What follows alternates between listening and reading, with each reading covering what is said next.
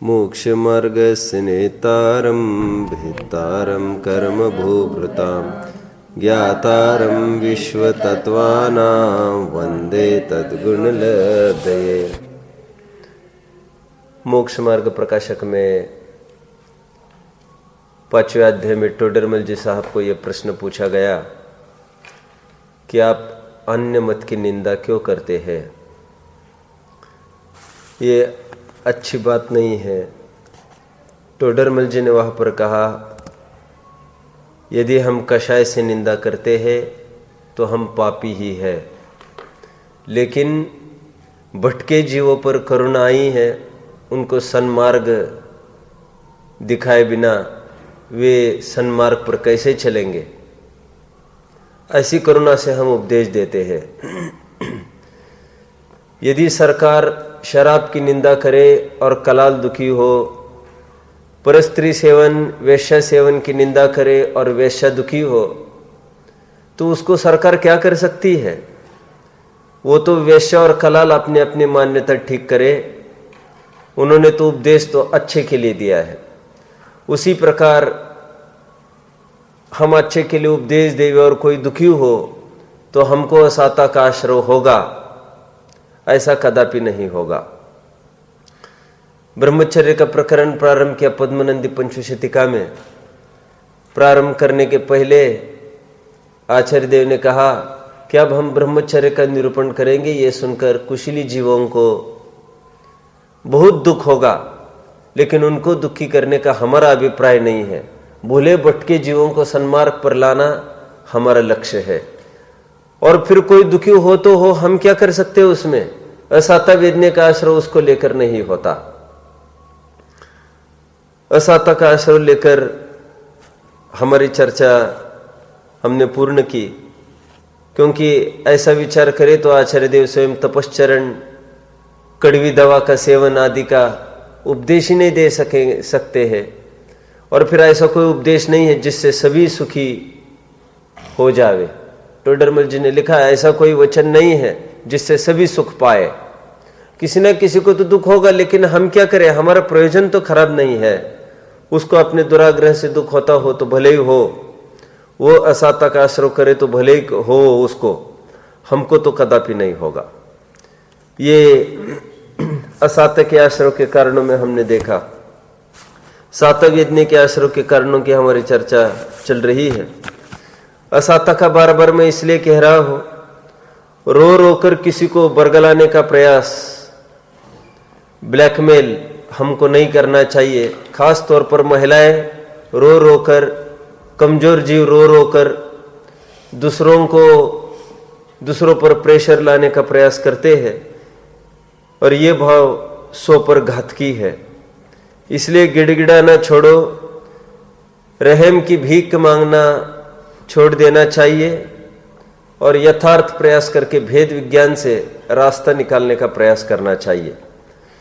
सातवेदने के आश्रय के कारणों में हम ये देख रहे हैं कि जो संयोगों से, विषय भोगों से, अनुकूलताओं से अलगाव रखता है, उनको स्वयं में कैसी कैसी अनुकूलताएं प्रकट होने के लिए कारणभूत सातवेदने का आश्रय होता है, हम देख रहे हैं।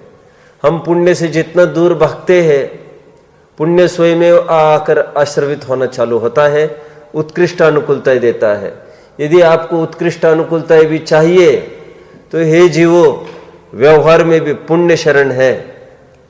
पुण्य भाव करो, अच्छे परिणाम करो। पुण्य भाव मतलब व्रत संयम का भाव रखो, विषयों से विरक्त हो जाओ। इसलिए सराग संयम आदि ये सातवेदने के आश्रय के कारण यहाँ से बताए जा रहे हैं। 2 पद कल हमारे बचे थे, शांति और शौच। और कुछ बचा है?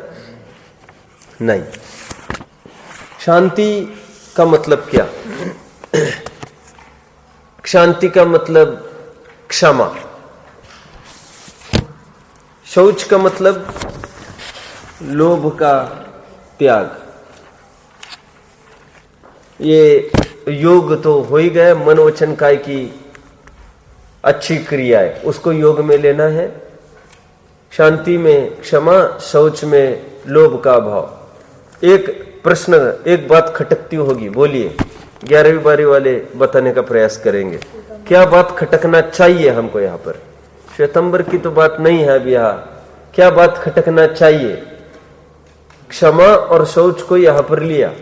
क्या बात खटकना चाहिए? अगेन लगाओ जोर। क्या बात खटकना चाहिए?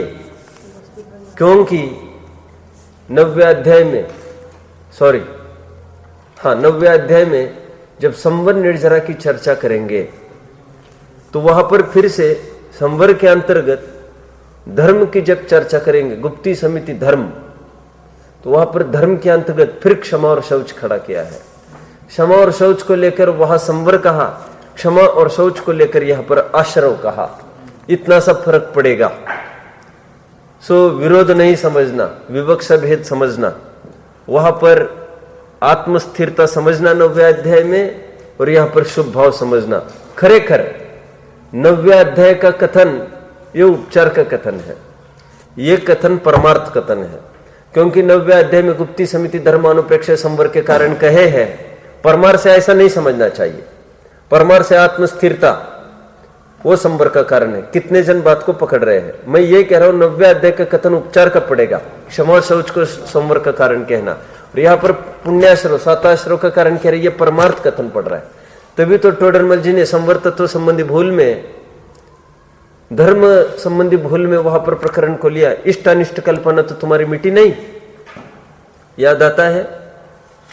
धर्म संबंधी भूल में क्या लिया टोडरमल जी ने? कोई कह सकता है तथा क्रोध नहीं करना उसको क्षमा कहता है, अनिष्ट कल्पना तो मिटी नहीं, याद आता है? तो टोडरमल जी साहब ने वहां पर याद दिलाया था, तत्व ज्ञान होने पर जब इष्ट अनिष्ट कल्पना मिटती है तब कषाय स्वयं में उत्पन्न नहीं होती है। वह सच्चा ऐसा उदासीन भाव, सच्चा वितराग भाव, वह धर्म है। याद आता है प्रकरण आपको मोक्ष मार्ग प्रकाशक का? क्यों? वो भी ऐसे ही समझता था, क्षमा आदि आदि प्रकट करो तो धर्म होगा, लेकिन क्षमा का स्वरूप नहीं समझता है। और योग में भी कुछ कह सकते हैं आप। योग के भी जो शुभ प्रवृत्ति यहां पर कही, इसको किसके साथ कोरिलेट कर सकते? बताओ, लगाओ जोर। अभी जैसा टैली करा है तत्व और सूत्र में, ऐसा टैली करो। यहां के योग को भी संवर अधिकार के 9वें अध्याय में गुप्ती के साथ कोरिलेट कर सकते हैं। क्योंकि यहां पर मन वचन काय की शुभ प्रवृत्ति को पुण्याश्रव का कारण कह रहे, सातावेद्य का आश्रव, वहां पर भी गुप्ती का कारण, गुप्ती से संवर होता है ऐसा बोल रहे हैं। लेकिन गुप्ती कहकर, हालांकि गुप्ती की परिभाषा सम्यक योग निग्रह गुप्ती ऐसा बोला है, लेकिन उसका व्यवहारिक रूप अपन लेना चाहेंगे। योग का निग्रह करना, मन से प्रवृत्ति मत करो, अशुभ रूप वचन से प्रवृत्ति मत करो और काय से प्रवृत्ति मत करो। तो टोडरमल जी फिर कहेंगे मन में जो शुभ भाव हो रहे हैं उसका क्या होगा? आप पकड़ रहे हैं मेरी बात को? ये बराबर 3 पद वहां पर देखने मिलेंगे संवर के कारणों में। कैसे? शांति और शौच तो जहां तहां है, बस योग को गुप्ती के रूप में वहां पर पढ़ना। आपको लगेगा गुप्ती तो बिल्कुल विरुद्ध है, योगों का अभाव, योग निग्रह गुप्ती। हाँ, बात सही है, लेकिन वहां पर तो परमार्थ रूप बताने का प्रयास किया है। लेकिन कभी कभी संवर के कारणों में ये भी गिनाए जाते हैं कि वचन की क्रिया मत करो, काय की क्रिया मत करो, गिनाया जाता है, ये मैं कह रहा हूं। तो टोडरमल जी तभी तो कहते हैं ये इसको गुप्ती मानता है, वचन से नहीं बोलना वचन गुप्ती मानता है, काय की क्रिया नहीं करना काय गुप्ती मानता है, और बोलो अशुभ भाव नहीं करना मन गुप्ती मानता है, जो शुभ भाव चल रहे उसका क्या होगा? यही प्रकरण लिया ना गुप्ती के अंतर्गत 3-4 लाइन में। किसी को याद है वहां का प्रकरण? 7 तत्व संबंधी भूल आपकी क्लियर नहीं है, बहुत दुख हुआ मुझे। 7 तत्व संबंधी भूल अभी जितना लिया मैंने सब वही का प्रकरण है, कोई कुछ नहीं बोल सकता। आप लोगों को तो ज्ञान में है सब ये, आप लोगों को मैंने पढ़ाया था, याद आता है? आते ही आपको लिया था ना मैंने, 7 तत्व संबंधी भूल का पहला चैप्टर लिया था मैंने। चलिए अब हमको अर्थ देखना है। मैंने कहा था एक सूत्र के 3 भेद किए हैं और इति भी लिखा है, और कुछ और भी शामिल समझना, इनका कहना है। जैसे क्षांति ही बोला तो क्षांति में आदि आदि और बहुत सारा पेटा समझना। शौच, शौचमिति, इस शौच आदि आदि बहुत बड़ा पेटा समझना। आप समझ रहे? और इति में भी समझना ही है, शौच अलग लिखा है उसमें भी समझना है। तो अन्य क्या क्या समझे, आचार्य ने कुछ बात कही है हमको। आपके दिमाग में हो तो आप बता सकते हैं मुझे, शौच में क्या ले सकते? शौचमिति, शौच के कुछ भेद प्रभेद हो सकते हैं। मोटे मोटे तौर पर लोभ के कई भेद प्रभेद अकलंग स्वामी ने शायद करके दिखाए हैं।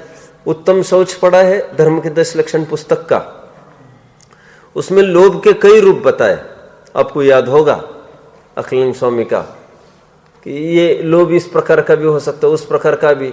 जैसे प्रसिद्धि का लोभ, धन का लोभ ही लोभ नहीं है, गेय लुब्धता का, मुझे ये जानना वो जानना, ऐसे कई प्रकार के लोभ की चर्चा वहां पर करके दिखाई है। अथवा मोटे मोटे तौर पर अपन भी कुछ वर्गीकरण करके दिखाते हैं लोभ का। कैसे?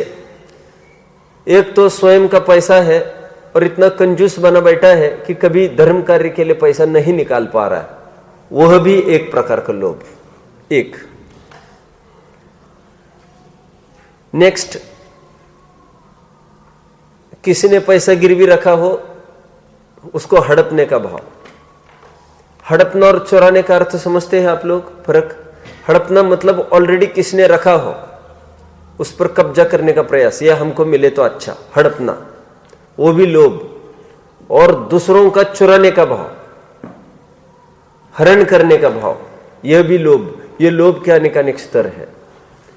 तो उत्तर उत्तर इनमें देखेंगे ज्यादा ज्यादा पाप बंद होगा, तो इनसे निवृत्त हो जाता है जीव, वो शौच नाम पाएगा।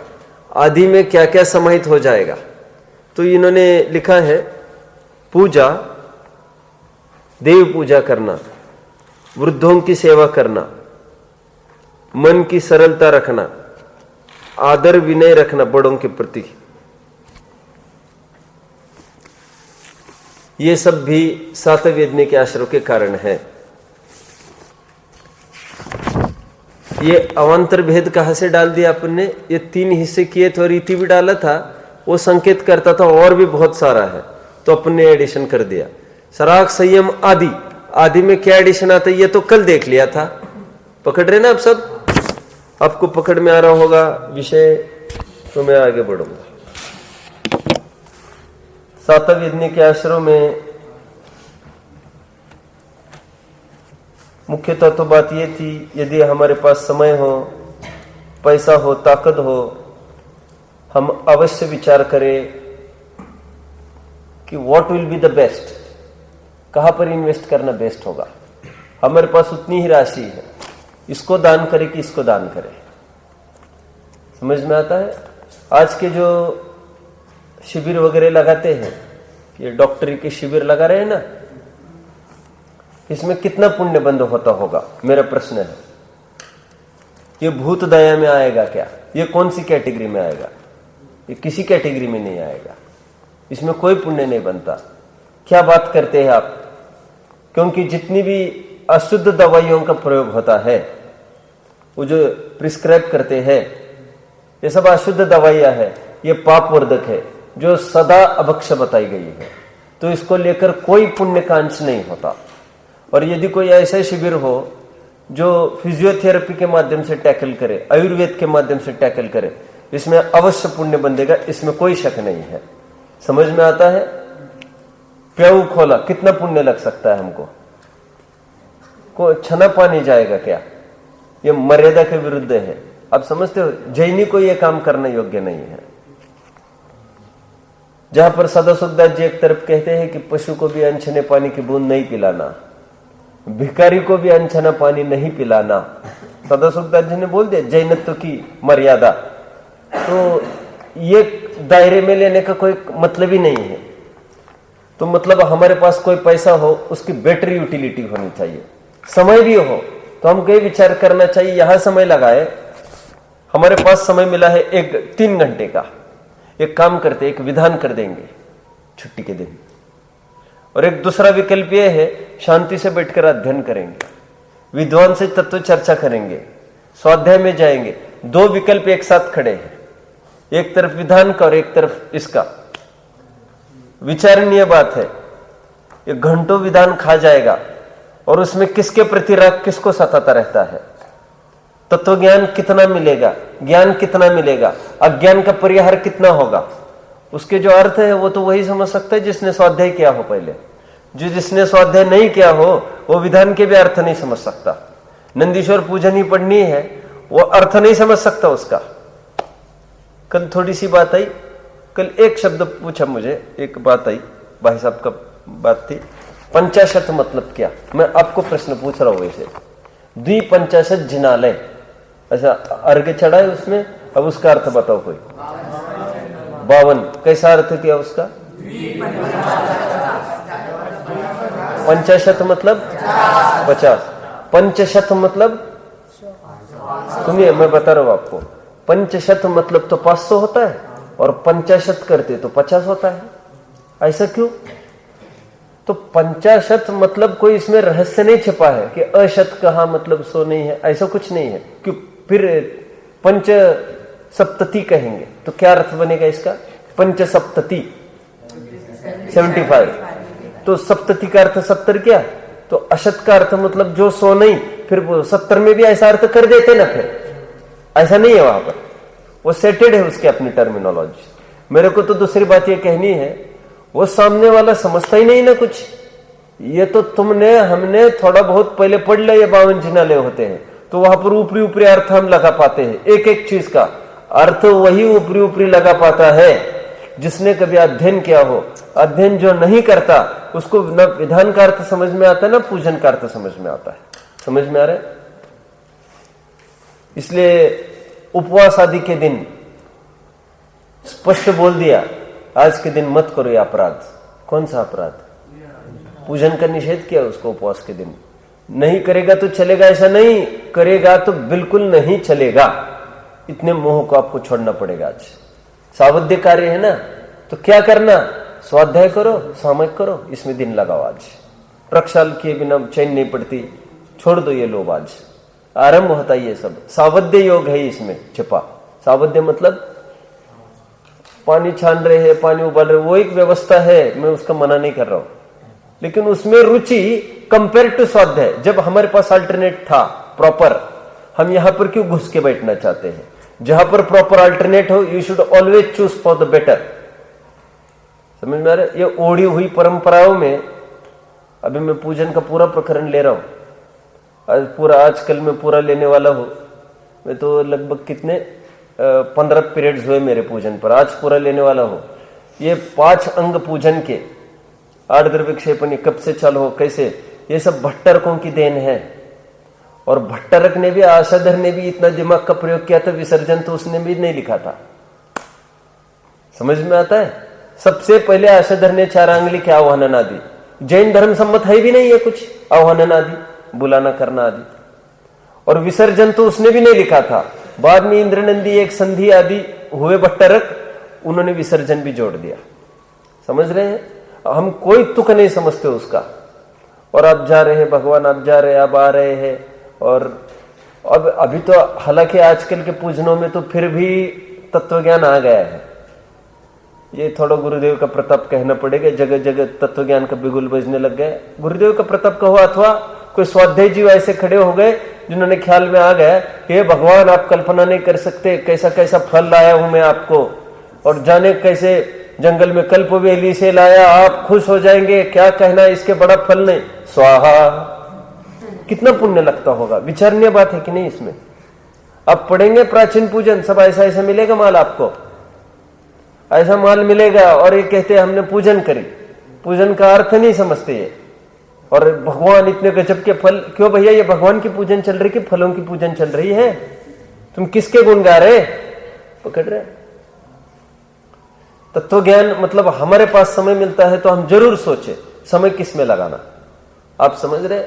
देखो मैं तो इतना, मेरी सोच इतनी इकोनॉमिकल है, मैं सच्ची बात कह रहा हूं। मैं 1 घंटा यदि किसी के स्वाध्याय के सुनने में लगाता हूं, मुझे कितना मिलेगा? और मैं यदि पढ़ता हूं तो मुझे कितना मिलेगा? हर जगह सोच रखता हूं मैं अपनी, ठीक है। और फिर दुनिया की कभी नहीं मानता हूं, पहले से भी मुझे इतने जनों ने पकड़ने का प्रयास किया, मैं कभी नहीं पकड़ा गया। सब आप यह नहीं, ये ऐसे नहीं करते, वैसे नहीं करते, जो कहना सो कहो, हमें हमारा चुपचाप काम करने दो। मैं हमेशा, मेरे प्रारंभ के दिन थे तो कहते थे ये कहीं नहीं आते, ये यहाँ इतना कार्यक्रम हो रहा है यहाँ नहीं आ रहे, ये वेदी प्रतिष्ठा हो रही यहाँ नहीं आ रहे, पंचकल्याण यहाँ नहीं आ रहे, फिर कोई ये कहीं प्रवचन हो रहे यहाँ नहीं आ रहे, कहीं नहीं आ रहे, कहीं नहीं आ रहे। एकदम प्रारंभ के दिन थे।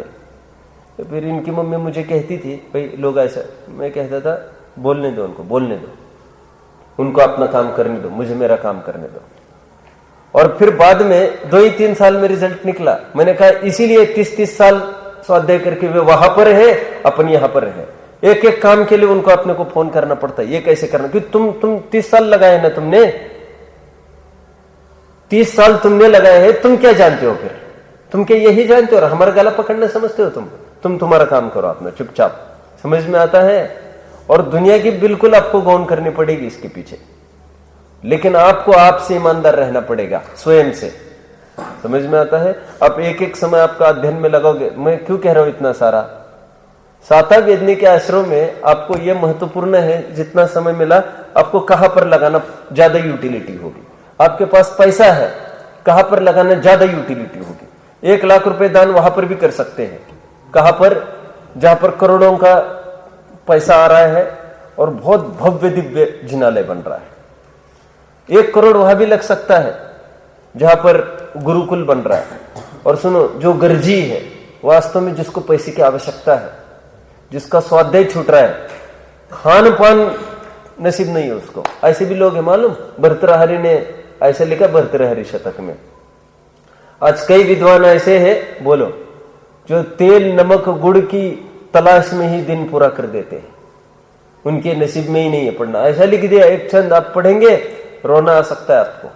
ये पाप के उदय की विचित्रता ऐसे। हम पैसा देना चाहे ऐसे जनों को दो, स्वाध्याय में लोगों, हम आपका ध्यान रखेंगे। हम नया प्रोजेक्ट खड़ा करके आजमाना एक एक को, फिर उसमें कितने जन अपना अपना पेट भरते रहते एक संस्थाओं में से, चोरी चपटी भी होती रहती है। उससे अच्छा कोई जीवंत हमको दिखे, योग्य दिखे और वो धर्म मार्ग में लग रहा है, हमको उसको देना चाहिए। पैसा उतना ही है, आपको कहां पर यूटिलिटी करना। समझ में आता है। पात्र अपात्र का विवेक नहीं है, जिसमें अपनी प्रशंसा हो ऐसा दान देना चाहता है। कहां पर लिखा, 220 पेज पर लिखा, मोक्ष मार्ग प्रकाशक में, व्यवहारभाषी के प्रकरण में। पात्र अपात्र का विवेक नहीं, जिससे अपना महंतपना हो, बड़प्पन हो, ऐसी जगह दान देना चाहता है। ऐसी जगह दान देने वाला है, या भी कैसी जगह देगा। कभी कभी तो 7 समुद्र पार वाले दान दे देते हैं यहां पर। और टेकचंद जी ने स्पष्ट बोल दिया, तुमको दान करने के लिए पहला ऑप्शन, तुम्हारे यदि मंदिर में आवश्यकता हो वहां पर पूछना। सेकंड ऑप्शन, गांव का दूसरा मंदिर हो वहां पर पूछना। और अपना गांव छोड़ के पहले अपने भाई बहन देखना, कोई धर्म से वंचित तो नहीं हो रहे पैसे के बिना। उनको गौण करके तुम धर्म आराधन को पैसा नहीं दे सकते। आप समझ में आता है कि वे धर्म आराधन से छिगरे ना। मैंने आपको पहले भी बोला था, आपको याद होगा, मुसलमानों में जब हज की यात्रा होती है, वे नियमावली भेजते हैं पहले, जो चाहे हज की यात्रा नहीं कर सकता उनके यहाँ, आपको पहले भेजना है। फिर वे उनका एक आता है एप्लीकेशन, फिर एक नियमावली आती है। तो उस नियमावली में पहली नियमावली लिखी है, आप यहाँ पर यात्रा करने आएंगे, माता पिता की क्या व्यवस्था करेंगे, आप सविस्तार हमको लिख भेजिए। माँ बाप की कोई व्यवस्था नहीं, आप मत आओ यहाँ पर, वही यात्रा है आपकी। सेकंड, आपके कोई भाई है, वो कोई कर्जदार है क्या, कोई भाई बंद में आपका कर्जदार हो, कोई जरूरत नहीं आपको पैसा खर्च आने की। किसी को भोजन के लाले है, तुम क्या चाहते हो यात्रा करके यहाँ पर अलग से क्या है, समझदारी करते हैं वे। आप समझ रहे, थोड़ा पैसा है, हम विवेक लगाए। तो मैं कितना की इसलिए कह रहा हूं क्योंकि यहां पर क्या क्या बताया उन्होंने, भूत वृत्ति अनुकंपा दान आदि आदि, जो एक एक स्तर खड़े किए, अपने भी कर करके दिखाए। भूत में ये इतना इंद्रिय, इतना इंद्रिय। जब हमको बल मिला है और एक ऑप्शन खुला है, तो always opt for the better track. समय में, ताकत में, हमारे पास इतना समय, क्या करेंगे हम ताकत में, और पैसा में, इनके खर्च करने में दिमाग का प्रयोग होना चाहिए। समझ में आता है? मैं मजाक नहीं करता हूं आपको। मेरा तो अभी ये कपड़े हैं, मेरे पैसे की कोई ऐसी कमी नहीं है बिल्कुल, लेकिन मैं इतना बड़ा अपराध समझता हूं कि आज कितने जन गरीब है और अमेरिकी गरीबी की कितनी खाई तैयार हो रही है बीच में। उसका अपन यदि यूजलेस खर्च करेंगे, अरे अपने पास पैसा मिला है तो कर्म अपनी परीक्षा देख रहा है कि हम किसी को दे देकर उसको खत्म करते हैं कि भोग भोग कर खत्म करते हैं। हमको मिला है तो are not bound to use, हम भोग करने को, उसको बाइंडिंग थोड़ी थी उसकी। पुण्य का उदय कोई पाप भाव करने को बाइंड थोड़ी करता है। अब उससे पुण्यानुबंधी पुण्य कर सकते हैं। हमारे पास ऑप्शन निरंतर खुला है। मेरे पास 100 रुपए आएंगे तो सबसे पहले आई विल ऑप्ट, इसमें किसी का कल्याण हो सकता है क्या? मुझे आवश्यकता है, तुम ले जाओ, जाओ। समझ में आता है? अपने अपन बाद में विचार करेंगे। क्यों? आज हमारे पास तत्व ज्ञान है, हम कम से कम जरूरत में भी अपना काम चला सकते। विनोबा भावे हमेशा एक बात कहते थे, ट्राई टू लीव, मैंने नहीं क्या, everything for need but nothing for greed. हमारी नीड की सेटिस्फैक्शन के लिए करो आप, लेकिन नीड सेटिस्फाई हो रहे, बेसिक नीड्स, तो ग्रीड के लिए फिर एक्स्ट्रा जो भी होगा that will be for greed. ठीक है? मुक्ति ने एक बहुत अच्छी पोएम लिखी एक कल, वो क्या लिखी है कि ये उसकी थीम थोड़ी ये है कि कोशिश करने वालों की हार नहीं होती। अंग्रेजी में लिखी एक अच्छी पोएम लिखी है, निरंतर लिखती रहती है, फिर मेरे से एसेस भी करने को आती है तो फिर मैं उसको पॉजिटिव अप्रोच देता हूँ। पूरी लिखी और उसमें पूरी थीम ये है, करो, मेहनत करने से उपलब्धि होगी होगी होगी। फिर those who give up they never succeed, पूरी ये टोन है। आप पकड़ रहे होंगे ना मेरी बात को? कॉन्फिडेंस, आगे बढ़ो। मैंने उसकी एक एंड क्या किया होगा, क्या मुझे भी भूल गया क्या? But let our wishes be always within the limits, despair and agony comes to those who try to encroach the limits। क्या बोला मैंने? नहीं समझा आप? मैंने क्यों ये थीम ऐसी कितनी बेतुका लगता है? बेतुका नहीं है ये बात, ये तुम भ्रम नहीं पालना। क्या क्या हम जहां चाहे वहां राह निकलेगी, करके दिखाएंगे, इससे बहुत बड़ा रोग पलेगा और that will give frustration to your life. You will crumble down, you will not even able to, खड़े नहीं रह पाओगे आप, खत्म हो जाओगे। क्यों? एक थोड़ी सी हार आप बर्दाश्त नहीं कर पाओगे। फिर ये हमको और एम्बिशियस बनाती है। ये हमको लगता है कॉन्फिडेंस बढ़ा रही है, ये बनाती है और एम्बिशियस। और ये हार का सामना करना नहीं सिखाती हमको। हमें सीखना है हार का सामना करना, चाहे जितनी प्रतिकूलता है उसको हंसते सहन करना। That is also success. Success की परिभाषा ऐसा तो नई नई ऊंचाइयों को छूना यही सक्सेस नहीं है। तो जो हमको नीचे गिरे हैं, उस गिरने में हम संभाल पाए, स्वयं के बैलेंस बना पाया अपना, दैट इज ऑल्सो पार्ट। क्या बोला मैंने? Despair and agony comes to those who encroach the limits. तो इच्छाओं से ही राह निकलेगी, लेकिन इच्छाएं बनाने में, हे जीवो सावधान रखना, इच्छाएं इसलिए मर्यादा में ही। Cut your coat according to your cloth, goes the famous saying कि cut your coat according to your cloth. जितना कपड़ा है उतना ही कोट बनाना, विचार करना। और यदि आप ऊपर की इच्छा रखेंगे, बियॉन्ड द लिमिट्स, ऑलवेज तुमको हार खानी पड़ेगी, दुखी रहना पड़ेगा तुमको। समझ में आता है? चलिए आइए अपने प्रकरण में, आगे का प्रकरण चलेगा। एक सूत्र आज पूरा करने का भाव है तो मैं छोटा सा सूत्र खड़ा करता हूं। ये चारित्र मोह का सूत्र ले लो, रात में ये बीच का एक सूत्र ले लेंगे, 13वां सूत्र रात में लेंगे, 14वां सूत्र पर आ जाइए। मिल रहा है सबको?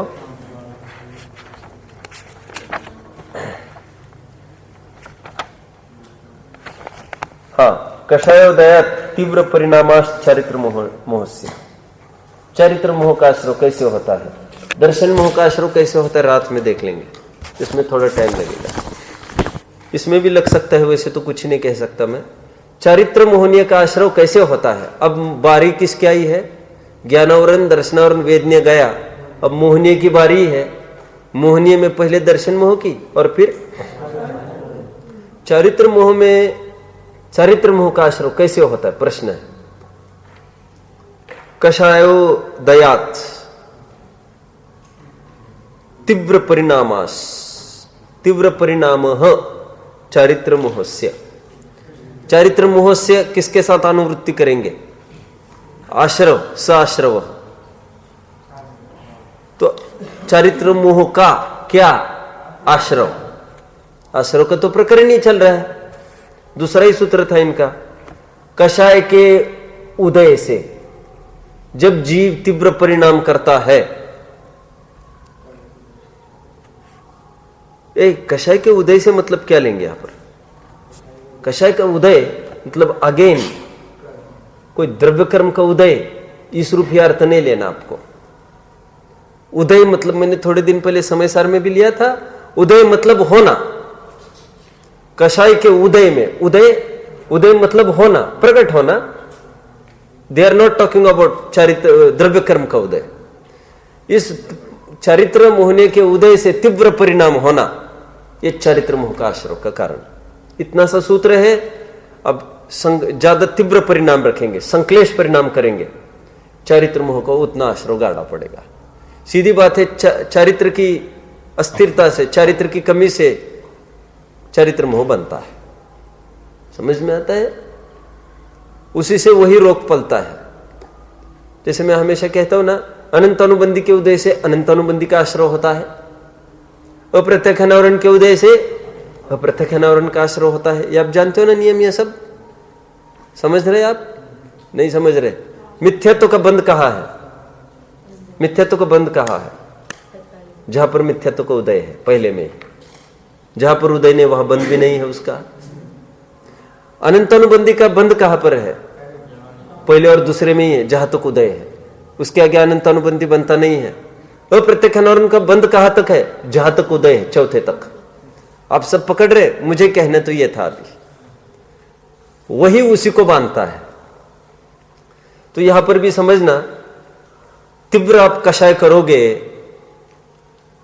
तो भविष्य में ज्यादा कषाय होगी, ऐसा कर्म अभी बंधेगा। वो बंध कौन सा होगा? चारित्र मोह का आश्रय होगा। अभी अभी की बात, कॉन्फिडेंस बिगेट्स कॉन्फिडेंस। क्या बोला? Success begets success. बिगेट्स मतलब बिगेट्स लाती है, गिव्स राइज टू, लाती है। Confidence begets confidence. अभी क्या कहना है? कषाय बिगेट्स कषाय। न्यूटन्स लॉ लगाओ, every action has equal and opposite reaction. अब जितनी इंटेंसिटी में एक्शन कर रहे हो, अभी न्यूटन्स का लॉ थोड़ा अपन चेंज करेंगे। उसने लगाया every action has equal and opposite reaction.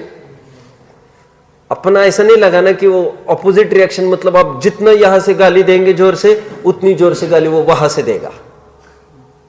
Opposite मतलब ऐसा नहीं लगाना है आपको, मुझे बस इतना कहना है। फिर always an example is given with that law कि बॉल है ना, अब जितनी जोर से ये करोगे उतना इक्वल एंड ऑपोजिट। पकड़ रहे ना? यहां पर ऐसा नहीं समझना, अब जितनी कषाय करोगे उतनी तकलीफ अपने को होगी। वर्तमान में राइट नाउ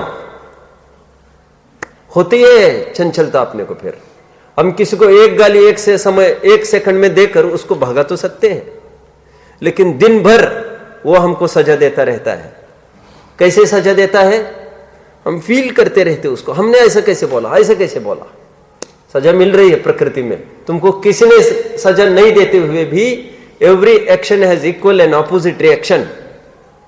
पकड़ रहे आप? आपने दूसरों को करना चाहा, वो स्वयं वो छंद बोले इष्टोपदेश का पादियन क्या है वो, कथम कषाय क्या क्रोध, 10वां छंद है ये। विराधक कथम हंत्रे जनाय परिकुप्यति त्रिंगुलम पातयन पदभ्याम स्वयं दंडेन पात्यते। बहुत सुंदर छंद लिखा इष्टोपदेश में। इष्टोपदेश रटना चाहिए आपको। मेरे बस का होता आपको रटाता ही मैं इष्टोपदेश से। क्या उदाहरण दिया वहां पर? अब बोलो छंद फिर से, मुक्ति। विराधक कथम हंत्रे, क्या है आगे? जनाय परिकुप्यति। त्रिंगुलम, त्रिंगुल का एक उदाहरण दिया। त्रिंगुल मैंने पहले एक बार आपको उदाहरण दिया ही। त्रिंगुल एक ऐसा खेती का औजार हुआ करता था पहले, वो होगा देखा तो मैंने भी नहीं है। वो त्रिंगुल को यदि आप, उसका दंड होता है ना, यदि उसको पैर से मारते हैं उसको, तो उसको गिराने के लिए, तो जानते हो आप गिर जाते हो फिर, ऐसा कह रहे हुए वहां पर वो हथियार आपको उठा लेता है। तो त्रिंगुल का उदाहरण दिया पूज्यपाद स्वामी ने, ये कहते हुए आप इमेजिन कर सकते ना, कोई ऐसा कोई एक हथियार है, आप इसको ऐसा पुश करेंगे बराबर आपको लग जाएगा। आप पकड़ रहे मेरी बात को?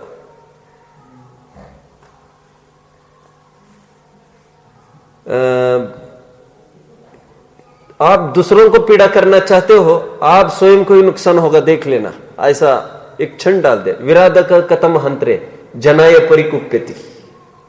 कहते मुझे समझ में नहीं आता ये लोग दूसरों पर कोप क्यों करते हैं, दुखी अपने पाप के उदय से हो रहे। ये मानो ऐसा करते हैं जैसे लोक में उसको कहते हैं अपने ही पैर पर कुल्हाड़ी मारना, स्वयं के ही मरण की तैयारी करना। आत्मानुशासन में और एक उदाहरण दिया, अजा कृपणीय न्याय।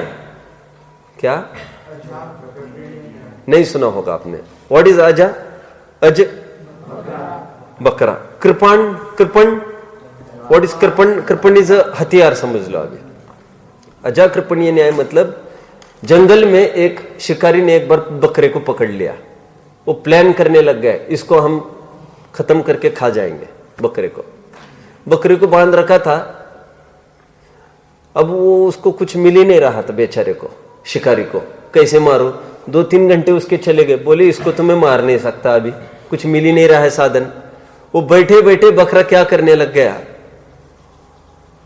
नॉनसेंस एक्टिविटीज होती है तो बैठे बैठे वो खरोचने लग गया। मिट्टी खरोचते रहते हुए, खरोचते खरोचते वो भी बैठा था शांति से, क्या करे इसको कैसे मारे। खुरसते खुरसते खुरसते एकदम चमचमाती चीज एकदम चमकने लग गए। आदमी ने देखा ये क्या है, तो हट जा, बकरे को हटा दिया, स्वयं ने खोद लिया, कृपण निकला वहां पर। अब उसी कृपण से उसने बकरे को मार दिया। इसको कहते अजा कृपणीय न्याय, स्वयं का मरण स्वयं के लिए तैयार करना। हम कषाय कर करके हम स्वयं हमारे लिए तैयार करते हैं ये सब सामग्री, समझ में आता है? हमने हमारे घात के लिए सब सामग्री खड़ी की है। विषय कषाय में जो जो सामग्री हम खड़ी करते हैं वो आत्म परिणामों के घात के लिए ही करते हैं, हम माने अथवा न माने। जो हम बहुत कुतूहल से अच्छी बुद्धि से कोई खड़ी करते हैं, उसी का विरोध हमको बहुत झेलना पड़ता है कभी। जैसे अपना भाई विभीषण ही टक्कर के लिए खड़ा हो गया, वैसे ही अपने टक्कर के लिए खड़े हो जाते हैं। जितने सहयोग और सहयोगी भाव हम खड़े करते हैं। यहां पर प्रकरण क्या चल रहा है? अब तीव्र कषाय करोगे, मैं हमेशा कहता हूं कषाय करने के तीन हानियां। नहीं सुनी आपने? मैंने बताया था अभी कषाय करने से 3 हानियां। क्या? वर्तमान में आपको फल मिल गया, सामने वाले ने कुछ नहीं बोला और आप फील करें देवेश तुम दिमाग खाते हो, निकल जा। ठीक है पंडित जी, इतना कहकर वो तो निकल गया। अरे क्यों बोला, ये सजा मिल रही तुमको, ये पहली सजा। और ये बोलता, देखो दूसरों का अवसर दो स्वयं सजा लेने का। हम सजा दे देकर उनके अवसर को मत चुराओ। यदि देवेश की कहता बहुत देखे पंडित, ज्यादा बात नहीं करना, मान के चलो, तो देखो मुझे अब ये दिन भर कभी नहीं लगेगा। क्या मैंने क्यों बोला, मुझे लगेगा होने तो आपके बार पकड़ के इतनी पिटाई करेंगे जम के।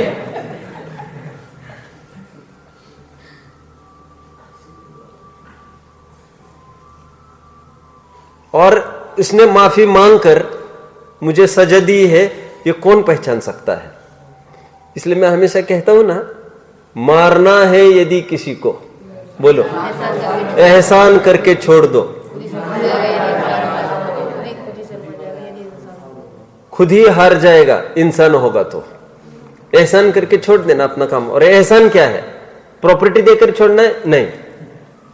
जस्ट कीप मम, that will teach you, that will teach him. बोल के मत समझाओ, क्षमा धारण करके समझाओ। कषाय करने के 3 घाटे। एक तो वर्तमान में हमको सजा मिलती है उसकी, जिस समय में राग किया, जिस समय में करता है उसी समय में भोगता है। ओके, इसके लिए समय भेद नहीं है, उसी समय में आकुलता होगी। दूसरा, लोक में निंदा होगी। कषाय करते स्वाध्यायी होकर, पूजन करते सुबह, बगल में छुरी, क्या कहते हैं, मुंह में राम और बगल में छुरी है इनके, राम राम राम बोलते रहते और बस जो अपने मन में करते रहते हैं। लोक में निंदा होगी। थर्ड, अभी कषाय, अभी पाप बंधेगा, फिर उदय में आएगा, फिर सताएगा, फिर नचाएगा आपको। आजकल पटाखों में निकला है ना वो डबल बार, वो दैट बर्स्ट्स ट्वाइस। अभी तो थ्राइस वाला भी निकला होगा, कई इतने निकले होंगे, नहीं जानते, आपने नहीं देखे? अरे मैंने तो 20 साल पहले देखे। अरे फोड़ने की क्या आवश्यकता है, आंख मीच के चलते हो क्या रास्ते पर? नहीं साहब, हम तो हीरे समिति पूर्वक चलते। अच्छा है, बहुत बच जाते हीरे समिति से। फालतू के विषय कषाय से, राग द्वेष से बहुत बचते हैं। मैंने एक समाधान पाया है, हमको फिजूल के राग द्वेष से बचना है, हमको चलते समय हीरे समिति से चलना चाहिए। उसमें भी 3 लाभ है हीरे समिति में चलने से। एक तो अपन ठोकर खा के गिरने से बच जाएंगे, जख्म नहीं आएगी, जीव बचेंगे, और फिर राग द्वेष नहीं होगा। 3 लाभ यहां पर भी हो गए। मैं क्या कह रहा हूं, एक क्रैकर आता है, मैंने देखा था तब। अब उसको आप किसी पर कोलाइड करो, कोलाइड समझते हो? अब किसी लो दीवार पर टकराओ उसको, तो वो बस्ट होता है। एक तो ये है। अब एक तो ऐसा है, अरे इसमें भी आने लग गए क्रैकर्स में। आप उसको लाइटन करो तो यहां पर बस्ट होगा, ऊपर जाकर और एक बार बस्ट होगा, फिर तीन ऊपर जाकर और बस्ट होगा। क्या हो रहा है? ये बस्ट ही बस्ट हो रहा है। होता है ऐसा। अब ये कषाय ऐसी चीज है, ये भी बस्ट होती रहती है, या अपना असर अब भी दिखा गई, ये बंदी है, ये फ्यूचर में भी अगेन अपना असर दिखाएगी। समझ रहे कैसे असर दिखाएगी? ये गौतम, इंद्रभूति गौतम का पूर्व भव ले लो, पूर्व भव ले लो। महिला थी, पर यादारी रानी थी, और इतना विकल्प हुआ। देखो कैसे विकल्प हो सकता है। घुट घुट के जी रहे हैं। किसमें? महल में। घुट घुट के जीना कोई महल से और झोपड़े से बात नहीं रखता। स्वच्छंद वृत्ति घुटती रहती है। स्वच्छंद वृत्ति समझ में आता है? किसी के अधीनता में जिसको नहीं रहना वो घुटता रहता है। किसी के मतलब विद्वान जीवों के अधीनता में नहीं रहना हो, ज्ञानी पुरुषों के अधीनता में नहीं रहना हो, वो घुटन महसूस करता है। घुटन किसी विशिष्ट कारण से नहीं होती है, बाहर सामग्री से। वो कह रही है फिर उब गए तो दासियों को साथ करके विचार के भग जाए। राजमहल छोड़ के जाने का भाव। छोड़ गई, रातों रात पलायन, और पलायन कर करके फिर घूम रही है। फिर जंगल में मिले मुनिराज, बहुत उपसर्ग लाया। ये 2 भव पहले की बात है, इंद्रभूति गौतम की बात कर रहा हूं मैं, 2-3 भव पहले की। और मुनि पर इतना उपसर्ग, और कैसा उपसर्ग, वो हमसे भोग करे, इनको मुनि मिले देखो। और भयंकर उपसर्ग दासी ने और मिलके, अभी रात में चर्चा करूंगा। मुनि पे उपसर्ग करना, दूसरे पास जाते चलता क्यों? बिगड़े हुए को तुम क्या बिगड़ाओगे? तुम तो बिगड़ी हो। तुम सुधरे हुए को बिगाड़ने का प्रयास, बड़ा अपराध है तुम्हारा ये। केवली श्रुत संघ का अवर्णवाद, रात में चर्चा चलेगी। अभी तो ये चर्चा कर रहा हूं मैं। वहां से बरगलाने का भाव नहीं हुए, डिगे नहीं वे मुनिराज। फिर बाद में प्रसंग पाकर उपदेश भी मिला, सुधर गई, संयम से रही, बाद में देवगति में गई, फिर संयम धारण किया, फिर देवगति में गई, हुआ बहुत। अभी तब कसाई की फल कितना दे रही है देखो। अभी बने इंद्रभूति गौतम, कितना बड़ा फल, कितना बड़ा फल दे रहे हैं। ग्रहित मिथ्यात्व में तो जन्माए हैं, और तो और इतने अनुयायी डाल दिए उसको कर्मों ने। क्यों? जितने ज्यादा अनुयायी उतना निकलने को और कठिन है, क्योंकि इनका पिंड छुड़ाना तो कोई साधारण बात है क्या अनुयायियों की? ये अनुयायियों के कारण सद्बुद्धि जागृति नहीं होती। क्या बोला ये? जी जी प्रमाण वचन गुरुदेव, प्रमाण वचन गुरुदेव, खेल खत्म है गुरुदेव का। गुरुदेव मतलब कोई इन गुरुदेव की बात नहीं कर रहा हूं, कोई भी गुरु हो, ये चेले बहुत बिगाड़ करते हैं गुरु का। समझ में आता है? देखो चेले तो चेले हैं, गुरु से बढ़कर तो है नहीं तो चेले काय के लिए रहते हैं? और उनकी शिक्षा तुम ले रहे हो, तुम गुरु हो कि चेले हो? इसलिए तीर्थंकरों का अच्छा है, चेले रखना ही नहीं हमको। प्रसंग पढ़ते तो गुरु ही रखते ना, चेले काय के लिए रखते फिर? समझ में आता है? इट इज बेटर बी बोलो servant of wise person than to be a boss of the fools. नहीं सुना ये भी आपने? अब पढ़ते पढ़ते नहीं हो गया? चलो, तीव्र कषाय करने से चारित्र मोह का आश्रय होता है। कषाय उदया तीव्र परिणाम। फिर इसमें खूब उदाहरण ले सकते हैं। ऐसी तीव्र कषाय करना, थोड़ी थोड़ी बातों में जो ट्रैक से हट जाते, बिल्कुल थोड़ी कुछ बात हो गई, हो गए उत्तेजित, हो गए उत्तेजित, कुछ नहीं, बस थोड़ी बात हो गई, धड़ाधड़ चालू। फिर यहां तक होती है मैं जीवन भर मुंह नहीं देखूंगा, गेट लॉस्ट, ये फला फला। वो एक कषाय का उद्रेक, चारित्र मोह का आश्रय होता है। साधारण बात थी, साधारण बात थी अंजना की, मुंह नहीं देखूंगा अब इसका। समझ में? चर्चा करके पार कर लेते, चर्चा करके पार कर लेते, शादी भी करूंगा इसी से और तड़पाऊंगा इसको, शक्ल नहीं देखूंगा इसकी। समझ में आता है? तीव्र कषाय, तीव्र आश्रय होगा। ऐसा कोई भी परिणाम हो, भाव हो,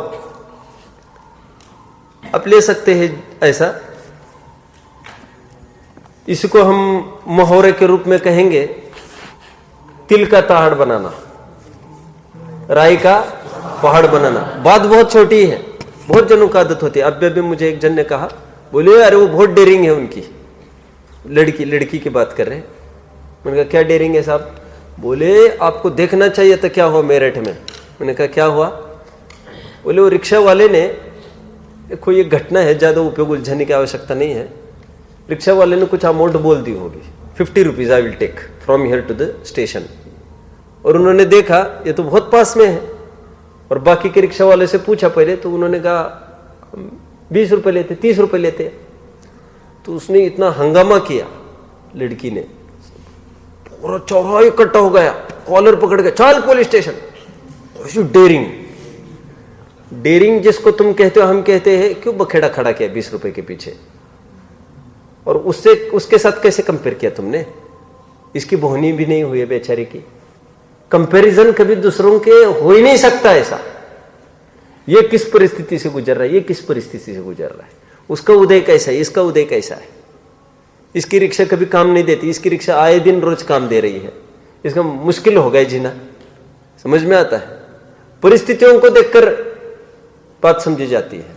और सुनो, एक दया भाव भी होना चाहिए, उसका पेट पले।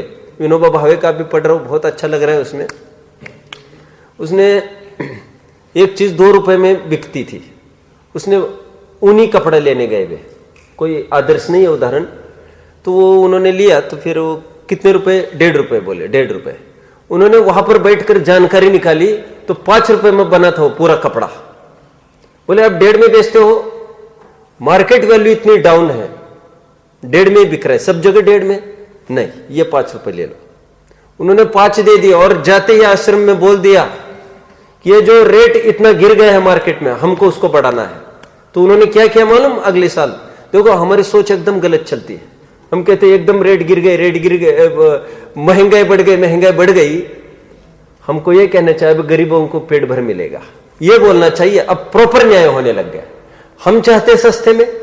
विनोबा ने क्या किया, नेक्स्ट ईयर जब सीजन चालू हुआ बिक्री का, कि अपने एक एक आदमी जाकर खड़े कर दिए वहां पर। मैं सच्ची बात कह रहा हूं, विनोबा एक्चुअली बहुत गरीब आदमी था, उसके प्रिंसिपल्स इतने भारी थे कि कोई बोल रहा है कि ये 10 रुपए में दे दो, खड़े रहो तुम वहां पर, सब मैं 15 रुपए में ले रहा हूं।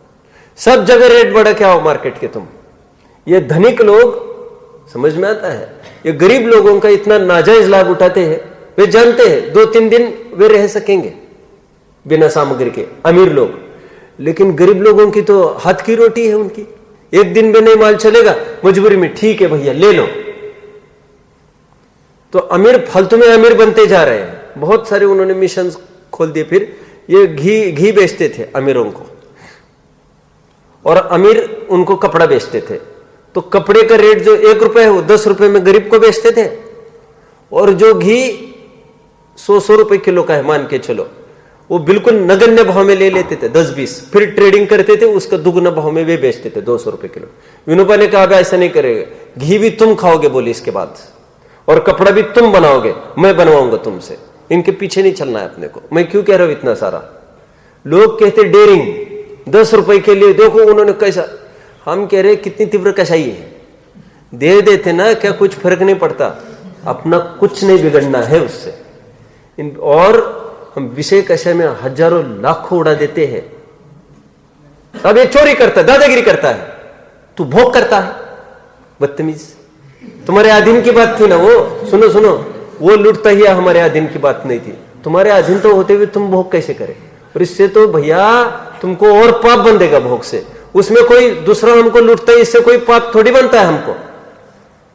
कबीरा आप ठगाइए और न ठगिए कोई, और उनको क्या, आप ठगिए सुख उपजे और ठगे दुख होए। दूसरे आकर ठगाइए, खुश रहना, दूसरों को कभी नहीं ठगना, दूसरों को ठगने से दुख होता है। 10 रुपए के लिए, मैं क्यों कह रहा हूं इतना सारा, थोड़ी थोड़ी बात के लिए एकदम एग्रेसिव हो जाते हैं। और प्रवचन विद्वान भी थोड़ा कुछ हो गया, मेरे सामने की बात कह रहा हूं मैं, एक जन ने प्रवचन में ऐसा किया, गर्मी हो रही होगी उसको, मैं ये नहीं कह रहा अच्छा कर रहा था, क्या करता है बदतमीज, ठोक दे माथे सीधा पकड़ के माइक। मैं सच्ची बात कह रहा हूं आपको। और फिर थोड़े में इतना भी हो सकता है क्या, ये उठे हम, ये चले हम, ये बस प्रवचन छोड़ के चली दिए। अरे पहली दिन आया है, उसके साथ कैसे वात्सल्य करोगे आप। यहां पर कोई भी जाति का आ सकता है, कैसे भी, और उनको संस्कार होते तो ऊपर नहीं के बैठते पंडित जी तुम्हारे बगल में, और सीखेगा समझेगा। कल तो समझाया था, 25 दफे समझाना पड़ेगा। सुनो, निरंतर समझाना पड़ेगा, गारंटी फिर भी कुछ नहीं है, तुम्हारा काम समझाना है। कषाय का तीव्र उद्देश्य, एकदम छोटी बात है, उसको एकदम हवा बनाना। ऐसी आदतें हमको रहती है, जीवन भर मुंह नहीं देखूंगा आदि की, ये सब बातें समझ लेना। थोड़ी कुछ बात होगी बस नहीं बोलना, अनबन। मेरे को क्या कहना है, अनबन इस बात को लेकर हो, मौन इस बात को लेकर जरूर हो। ये सुनते नहीं हमारी, हम क्यों फिजूल में अपना समय खर्च करें, अपना अपना काम करें, कोई वैल्यू नहीं हो रही है, अवश्य मौन लो। लेकिन इस रूप से मेरी नहीं चली मतलब ईगो फैक्टर माइंड करे, चल नहीं सकती हो बात अलग है, तो फिर बाहर निकलो आप। ये मुझे ऐसा करते मेरी बात नहीं मानी, मेरा पना खड़ा हो गया, उसके लिए फिर थोड़ी थोड़ी बात में बाहर निकलना, ये तीव्र कषाय का आश्रय इसमें होगा। शेष चर्चा हम कल करेंगे।